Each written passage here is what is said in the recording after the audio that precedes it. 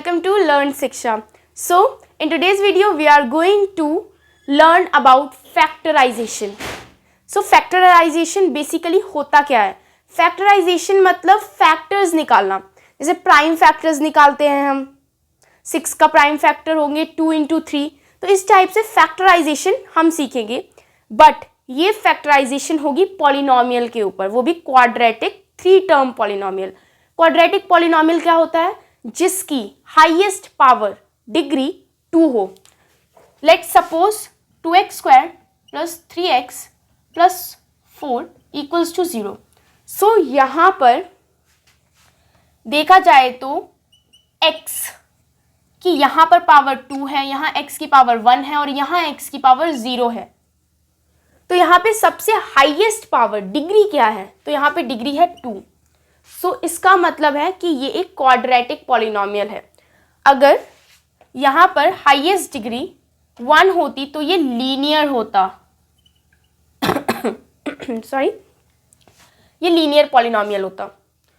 और अगर यहाँ पर डिग्री 0 होती मीन्स ओनली कांस्टेंट टर्म होती तो ये कांस्टेंट पॉलिनोमियल होता. सो डिग्री के अकॉर्डिंग हमने पॉलिनोमियल्स को कैटेगरीज में डिवाइड कर रखा है. तो हम उसी में से आज क्वाड्रेटिक पॉलिनोमियल के फैक्टर्स कैसे निकालते हैं वो देखेंगे. तो इसके फैक्टर्स निकालने के लिए 2 मेथड होते हैं. First is quadratic formula. एक फॉर्मूला होता है, उसमें हमें सारी वैल्यूज पुट करनी होती है. Next is middle term splitting. So आज के वीडियो में हम लोग मिडिल टर्म स्प्लिटिंग देखेंगे. सो नाम ही सजेस्ट कर रहा है मिडिल टर्म स्प्लिटिंग, मतलब मिडिल टर्म को स्प्लिट कर देना, तोड़ देना. सो वो कैसे डिवाइड होगा, किस तरीके से हम उसके फैक्टर्स निकालेंगे वो हम देखेंगे. So let's start.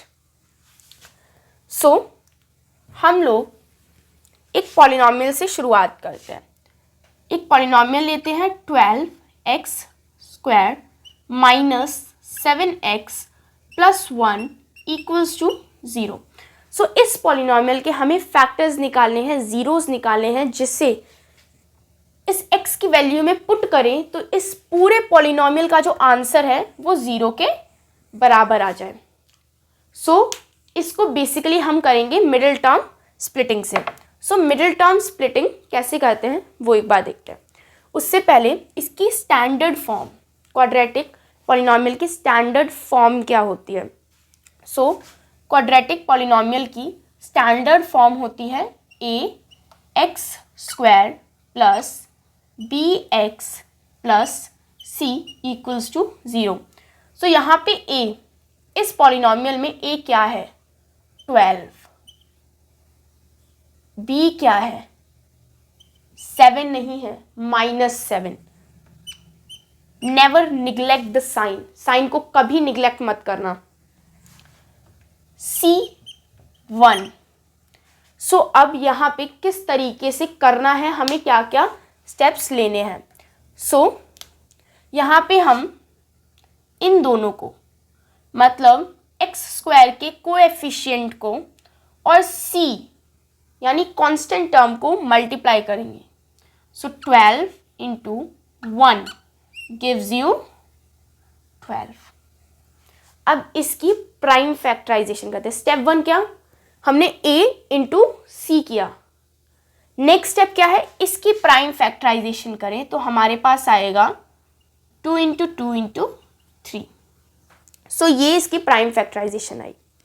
अब हमें इन नंबर्स को इस तरीके से अरेंज करना है, प्लस करके या माइनस करके, कि हमारा जो आंसर है वो b के बराबर है, क्योंकि स्प्लिट तो हमें b को ही करना है ना, मिडिल टर्म को स्प्लिट करना है. सो इसे हम कैसे करते हैं? सॉरी, आप में से बहुत लोग कहोगे कि हमें ये कैसे पता चले कि कौन सा साइन लेना है, मतलब उसे प्लस करना है या माइनस करना है. तो इसके लिए हम कांस्टेंट टर्म को देखते हैं. सो अगर यहाँ पे हम कांस्टेंट टर्म, मतलब जिसके पास वेरिएबल ना हो या फिर वेरिएबल हो तो उसकी पावर 0 हो. सो इसके आगे साइन कौन सा लगा है? इसके आगे लगा है प्लस साइन. सो इसका मतलब क्या है कि हमें उन नंबर्स को जो प्राइम फैक्टराइजेशन आई है a इंटू सी करने के बाद उन्हें प्लस करके ऐसा नंबर बनाना है कि -7 आए. सो अगर हम देखें 4 और ये 3। सो 4 + 3 करें तो हमारे पास आंसर आता है 7 एंड 4 × 3 करें तो हमारे पास आता है 12। बट हमें चाहिए -7 और यहाँ पे आ रहा है +7। तो क्या कर रहे हैं? तो अगर हम देखें इसके आगे माइनस लगा दें, बड़े नंबर के आगे माइनस हो गया तो -7 आ जाएगा, बट ये बीच का साइन भी तो बदल जाएगा। -4 + 3 प्लस माइनस माइनस, तो 4 - 3 -1 दे देगा। बट हमें इसे प्लस करवाना है तो हम क्या करेंगे, इसके आगे भी माइनस लगाएंगे। सो हम कैसे अरेंज करेंगे? हम करेंगे -4x -3x की फॉर्म में। सो यहाँ पे ट्राई करते हैं। हमारा पॉलिनोमियल 12x² - 7x + 1 = 0। इस पॉलिनोमियल के फैक्टर्स करने हैं तो हम इसे स्प्लिट करेंगे। कैसे स्प्लिट करेंगे? -4x -3x + 1 as it is and 12x² as it is. So हमने इसे स्प्लिट कर दिया। इतने में ही काम नहीं हुआ है, ये हमारा अभी स्टेप 2 हुआ है कि हमने स्प्लिट कर दिया। स्टेप 1 था मल्टीप्लाई करके फैक्टर्स निकालो, स्टेप 2 था हमने स्प्लिट कर दिया। स्टेप 3 इनमें से कॉमन लो। अब कॉमन कैसे लेते हैं? कॉमन मतलब जो टर्म्स दी गई हैं उनमें से ऐसी वैल्यू लो जो दोनों में सेम हो। तो वो कैसे लेते हैं एक बार यहाँ देखते हैं। लेट सपोज ये 12x² है तो मैं 12 को 4 या फिर 2 × 2, 4 की जगह 2 × 2 लिखते हैं, ज़्यादा बेटर है। 2 × 2 × 3 की फॉर्म में लिख सकती हूँ और x² को x × x की फॉर्म में लिख सकती हूँ। आंसर यही आएगा सॉल्व करने में, बट सिंपलेस्ट फॉर्म ये है। और -4x को मैं -2 × 2 × x की फॉर्म में लिख सकती हूँ। आंसर वही आएगा। माइनस को मल्टीप्लाई करेंगे तो -4x ही आएगा हमारे पास। सो यहाँ पे अगर हम देखें, एक 2 यहाँ आ रहा है, एक 2 यहाँ आ रहा है, एक 2 यहाँ आ रहा है, एक 2 यहाँ आ रहा है, एक x यहाँ आ रहा है और एक x यहाँ आ रहा है। सो ये कॉमन हमें क्या मिला? 2 × 2 4 और एक x, 2 × 2 4 और एक x, 4x हमें कॉमन मिला। अब अंदर क्या बच जाएगा? अंदर बचेगा ये 3 कॉमन नहीं है, x कॉमन नहीं है तो यहाँ बचेगा 3x। यहाँ पे ये माइनस कॉमन नहीं है तो माइनस। और अगर यहाँ पर देखो कि ये जो टर्म थी माइनस को हटा के, माइनस तो हमने लिख दिया, तो अगर इस माइनस को हटाएं तो ये पूरी टर्म तो चली गई कॉमन में, तो यहाँ पे अब बचेगा 1। सो ये जो है ये है कॉमन निकालने का तरीका। इस तरीके से हमने कॉमन निकाला। सो एक बार यहाँ लिख लेते हैं। अच्छा, इसे लिखने से हमारा काम नहीं बदला है ना बढ़ा है, सिंपल सी बात है। 4x को जब 3x से मल्टीप्लाई करेंगे तो हमारे पास 12x² आ जाएगा और 4x को -1 से मल्टीप्लाई करेंगे तो -4x आंसर जो हमारे पास पहली वैल्यूज थी वही आ जाएंगी। अब नेक्स्ट साइड भी कॉमन लेना है।